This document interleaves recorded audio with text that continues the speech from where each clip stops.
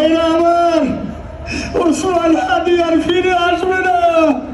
ওসমান, তুমি দেখে যাও, লক্ষ লক্ষ জনতা, তৌহিদি জনতা তোমার জন্য পাগল। ওসমান, তুমি মরো নাই, তুমি আমাদেরকে পাগল বানাই দিয়ে গেছ। সবাই বাবাকে দেখাবে ওসমান হাদিকে। আমি বললাম কি লাভ হবে? ও তো কোনোদিন ওর বাবার চেহারা কথা বলতে পারবে না। ওর ছেলে আর কোনোদিন জানবে না যে আমার বাবা কেমন ছিল। আসসালামু আলাইকুম ওয়া রাহমাতুল্লাহি ওয়া বারাকাতুহু।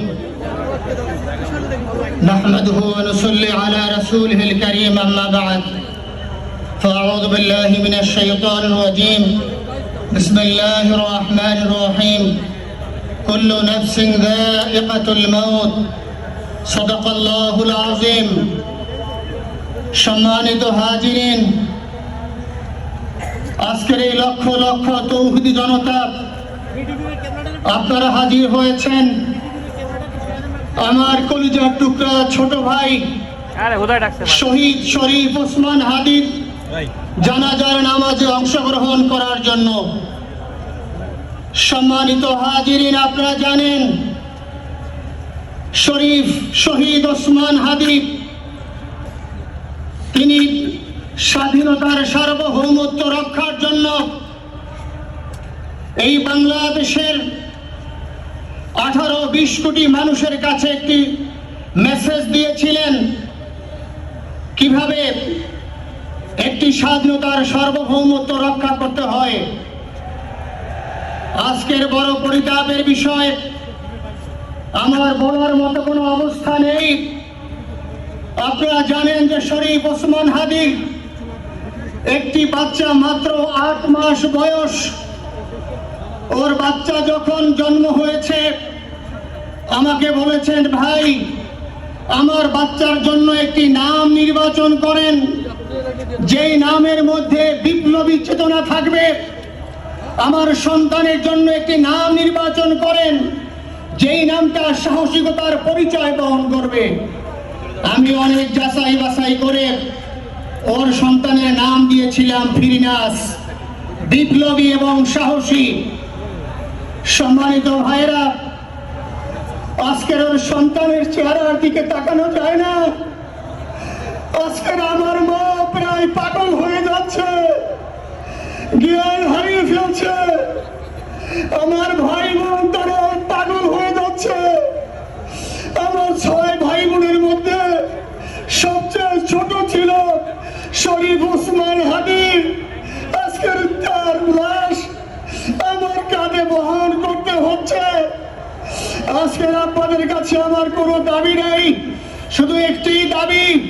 7 থেকে 8 দিন হয়ে গেল দিবালোকে প্রকাশ্যে রাজধানী ঢাকায় জুমার নামাজের পরে খুনি প্রকাশ্যে গুলি করে যদি পার পেয়ে যায়, এর চেয়ে লজ্জার আমাদের আর কিছু নাই।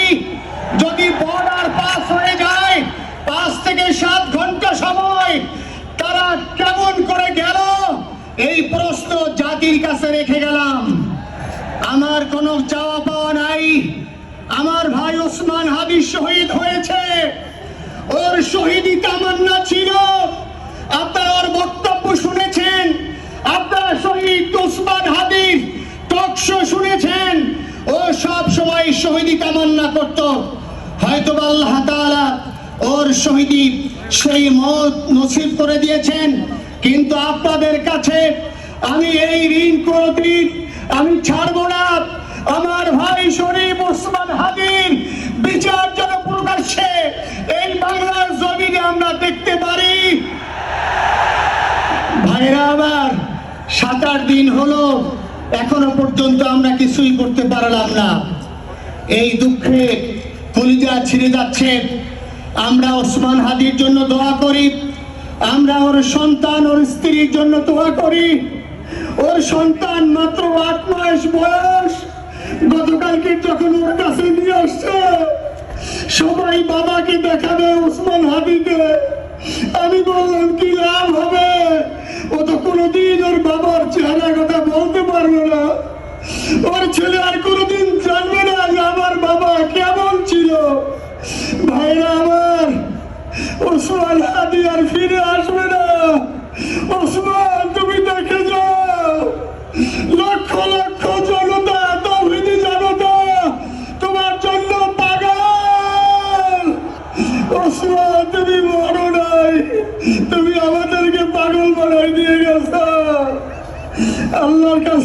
সবাই দোয়া করি আল্লাহ যেন আমার ভাই শহীদ শরীফ ওসমান হাদিকে জান্নাতুল ফিরদাউসের মেহমান হিসেবে কবুল করেন।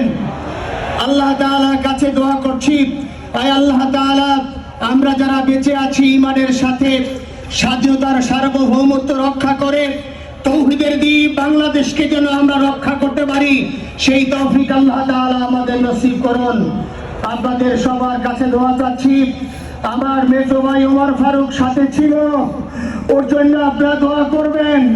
আমার ছোট বোন মাসুমা একবার হয়ে গেছে, তাকে চিকিৎসা করাচ্ছি, ডাক্তাররা বলছে অনেক বেশি সমস্যা। আমাদের পরিবারের জন্য একটু দোয়া করবেন। আমাদের আর কোনো চাওয়া পাওয়া নাই। শরীফ ওসমান হাদি তুমি বেঁচে থাকো, আমরা ওর জন্য দোয়া করি। আল্লাহ তাআলা শরীফ ওসমান হাদিকে জান্নাতের সর্বোচ্চ মাকাম নসিব করুন, আমিন। আসসালামু আলাইকুম ওয়া রাহমাতুল্লাহি ওয়া বারাকাতুহু। জানাজার নামাজ শুরু